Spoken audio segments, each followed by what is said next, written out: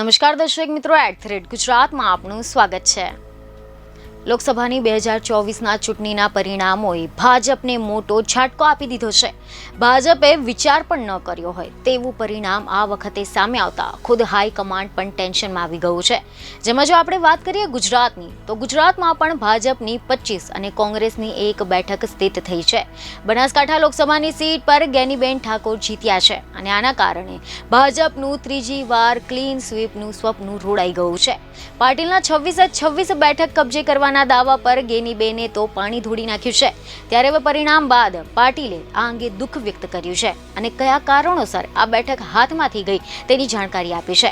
ભાજપના પ્રદેશ અધ્યક્ષ CR પાટીલે પત્રકાર પરિષદને સંબોધતી વખતે એવી જાણકારી આપી કે ગુજરાતની 26 લોકસભા બેઠકનું પરિણામ લોકોની સમક્ષ આવી ચૂક્યું છે। આના અગાઉ 16 અને 17મી લોકસભાની ચૂંટણીમાં ભાજપે ગુજરાતની 26માંથી 26 બેઠકો પર જીત મેળવી હતી અને આ વખતે 18મી લોકસભાની ચૂંટણીમાં પણ ભાજપે તમામ બેઠકો પર જીત મેળવવાનો સંકલ્પ કર્યો હતો, પરંતુ કમનસીબે અમે ગુજરાતની તમામ 26 બેઠકો જીતી શક્યા નથી। અમારી મહેનત ઓછી પડી હશે, મતદાતા ભાઈ બહેનો અમારા પ્રત્યે નારાજગી હશે, તેમને જાણે અજાણે અમારાથી કોઈ ભૂલ થઈ ગઈ હશે, જેથી અમે બનાસકાંઠાની 1 બેઠક 31,000ના મતેથી ગુમાવી છે, જેનો અમને ખૂબ જ અફસોસ પણ છે। તો આની સાથે 24 સીટ જીતવાનો આનંદ પણ છે। હવે અમારી ભૂલોને શોધીને તેને સુધારવાનો પ્રયાસ ચોક્કસ કરીશું।